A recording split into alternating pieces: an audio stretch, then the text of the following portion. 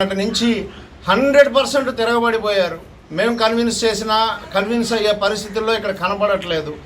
నిన్నటి దాకా తెలుగుదేశం అభ్యర్థి వెనకాల తిరిగిన కార్యకర్తలందరూ కూడా మా కులస్తుడికి ఇస్తే తప్ప మేము ఎవరికి పని చేయము, కావాలంటే వేరే పార్టీకి పనిచేస్తామని బహిరంగంగా అనౌన్స్ చేసిన మనుషులు ఉండగా మా అభిప్రాయాలని గౌరవించకుండా ఏకపక్షంగా జనసేన పార్టీ దగ్గర నుంచి ఈ సీటును తీసుకుని తెలుగుదేశం పార్టీ ప్రకటించడాన్ని మేము చాలా తీవ్రంగా ఖండిస్తున్నాం.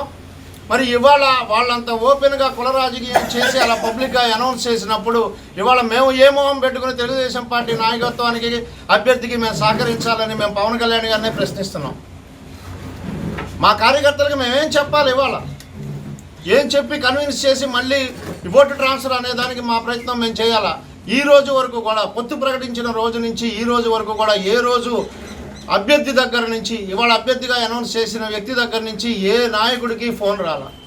భవిష్యత్తు గ్యారంటీ కార్యక్రమం మీరు చేసుకుంటూ వస్తున్నారు. ఏ రోజు కూడా పాయింట్ ఆఫ్ కాంటాక్ట్ కానీ తప్ప ఏ నాయకుడిని పిలవలేదు. కలిసి పని చేయడానికి కానీ అందరితో కలిసి ప్రయాణించడానికి కానీ ఎటువంటి ప్రయత్నం కృష్ణప్రసాద్ గారి వైపు నుంచి జరగల. ఇది వాస్తవం. ఆయన్ని బహిరంగంగా ఇక్కడ తీసుకొచ్చి కూర్చోబెట్టినా కూడా మేము చెప్తాం. ఈ పరిస్థితిలో మా కార్యకర్తలకు మేమేం కన్విన్స్ చేయాలి? మమ్మల్ని ప్రశ్నించకుండా, మమ్మల్ని అడగకుండా, మా అభిప్రాయానికి విలువ లేకుండా మేము ఇంత కష్టపడి 4.5 సంవత్సరాలు పోరాటాలు చేస్తే మా శ్రమనంతా బూడిదలో పోసిన పన్నీరు చేసి జనసేన పార్టీని ఈ నియోజకవర్గంలో బతికిచ్చి మేము ప్రయాణం సాగించి జనసేన పార్టీని స్థాయికి తీసుకొస్తే మాకు కనీసం ఇన్ఫర్మేషన్ లేకుండా ఏకపక్షంగా టికెట్ను ప్రకటించడాన్ని మాత్రం మేము చాలా తీవ్రంగా ఖండిస్తున్నాం. మా కార్యకర్తలందరూ మాకు తెగేసి చెప్తున్నారు. ఏం చేద్దాం అనేది ఆలోచించి చేద్దాం. అధినాయకుడి దగ్గర నుంచి ఏం సందేశం వస్తుంది? మేము ఇప్పుడు కూడా మేము డిమాండ్ చేసేది ఒకటే, మేము తెలుగుదేశం పార్టీ నాయకులనో ఆ పార్టీనో తప్పు పట్టట్లేదు, వాళ్ళని తిట్టట్లేదు. మా పార్టీ వైపు నుంచి మాకు అన్యాయం జరిగింది కాబట్టి ఇప్పటికైనా జనసేన నాయకులని కార్యకర్తలతో రివ్యూ మీటింగ్ పెట్టి ఈ విషయం మీద మళ్ళీ నిర్ణయం పునఃసమీక్షించాలని ఆశిస్తున్నాం. లేదు అంటే మా కార్యకర్తలందరూ చేసే డిమాండ్ ప్రకారం మేమందరం క్రియాశీలక రాజకీయాల నుంచి తప్పుకోవడమా, కేవలం జనసేన పార్టీ అభిమానులుగా మిగిలిపోయి ఓటేసేసి ఇంట్లో కూర్చోవడమా, క్రియాశీలకంగా అభ్యర్థి విజయానికి ఓటు ట్రాన్స్ఫర్కి పనిచేయటమా అనేది మా కార్యకర్తలందరితోనూ మాట్లాడి వారి నిర్ణయం ప్రకారమే మేము కూడా నడుచుకోవాల్సి వస్తుందని చెప్పి మేము బహిరంగంగానే జనసేన పార్టీ అధిష్టానానికి తెలియజేస్తున్నాం.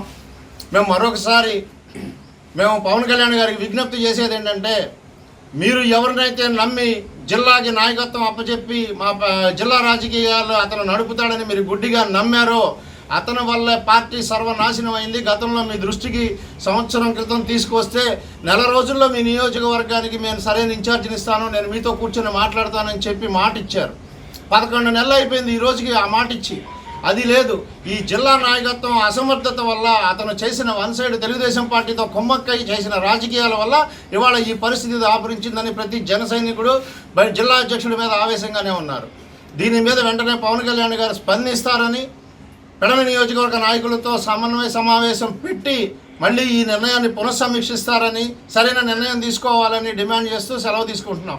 జై జనసేన. జై జనసేన. ఏ ప్రాతిపదికన ఇవాళ మా సీటుని ఇక్కడ పెడ నియోజకవర్గంలో జనసేన కేటాయించవలసిన సీటుని టీడీపీకి ఏ రకంగా కేటాయించాలో పవన్ కళ్యాణ్ గారు ఖచ్చితంగా సమాధానం చెప్పాలి. మేము ఖచ్చితంగా ప్రశ్నిస్తున్నాం. మీరు వారాహి యాత్రలో మీరు పర్యటించినప్పుడు ఖచ్చితంగా పెడ నియోజకవర్గ సీటు జనసేనకే వస్తుందని ప్రతి జన సైనికుడు పెడ నియోజకవర్గ ప్రజలు ఎంతో ఆశపడ్డారు. ఇవాళ మా ఆశలన్నీ నిరాశలైపోయాయి. మేము దిక్కుతోసిన స్థితిలో ఉన్నాం. మేము ఎట్టెళ్ళాలో అర్థం కావడం లేదు. అన్నిటికంటే ముఖ్యమైనది, గత 15 సంవత్సరాలుగా ఒక బలమైన సామాజిక వర్గం ఇక్కడ అధికారం లేకుండా తాతగారాడిపోతూ ఉంది.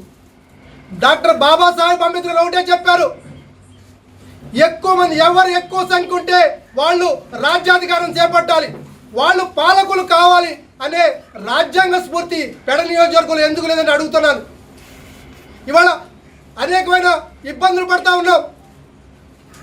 మరి ఇవాళ ఈ 3 పార్టీలు కూడా ఆ బలమైన సామాజిక వర్గాన్ని ఎందుకు పరిగణలో తీసుకోవాలో 3 పార్టీలు సమాధానం చెప్పవలసిన అవసరం ఉంది.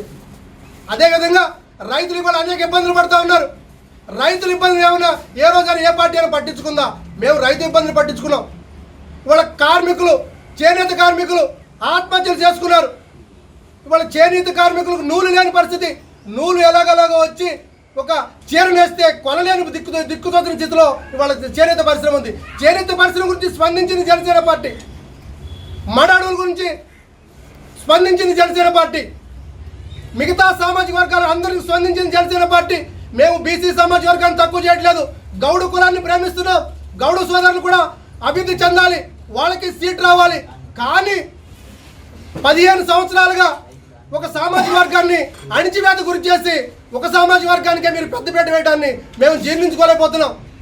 ఇవాళ ఏదైతే బలమైన సామాజిక వర్గం ఉందో ఆ సామాజిక వర్గానికి ప్రతినిధిగా మేము మాట్లాడుతూ ఉన్నాం.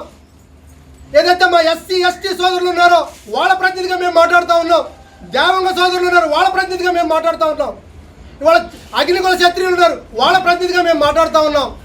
ఇంతమంది ఇన్ని సామాజిక వర్గాలు ఉన్న పెడ నియోజకవర్గంలో ఏ సమస్య మీద పోరాడిని ఎప్పుడు బయటికి రాని వ్యక్తులకి వాళ్ళ సీట్ ఇచ్చి మీరు పెద్దపీట వేస్తే మేము చూస్తూ ఊరుకోం. మాకెందుకు సీట్ రాలేదు? ఇవాళ 24 సీట్లే మీరు పొత్తులో తెచ్చుకుని ఏ రకంగా ముందుకు పోతారో మాకు అర్థం కావడం లేదు. దాని మీద కూడా ఖచ్చితంగా పవన్ కళ్యాణ్ గారు వివరణ అవసరం ఉంది. అదే కాకుండా పెడ నియోజకవర్గం సీటు గురించి ఖచ్చితంగా పునరాలోచన చేయాలి. మాకు సీటు సరే పొత్తులో భాగంగా టీడీపీకి ఇస్తే ఇచ్చారు, అసలు మాకు కనీస ఇన్ఫర్మేషన్ ఎందుకు లేదు? నిన్న కాక మొన్న బంటిమిల్లిలో ఓ సమావేశం, కార్యకర్తల సమావేశం జరిగితే అక్కడ సాక్షాత్తు మా జిల్లా అధ్యక్షుడే ఈ సీటు మనదే, ఖచ్చితంగా పెడ నియోజకవర్గంలో జనసేన పార్టీ పోటీ చేయబోతా ఉంది, మీరందరూ సమాయత్తం కాండి, మీరు గ్రామ కమిటీలు వేయండి అని మేము గ్రామ కమిటీలు వేస్తే నిద్రాహారాలు మాని పెడ నియోజకవర్గంతో 4 మండలాల్లో ఏ గ్రామాన్ని విడిచిపెట్టుకోకుండా మేము గ్రామ కమిటీలు వేసాం.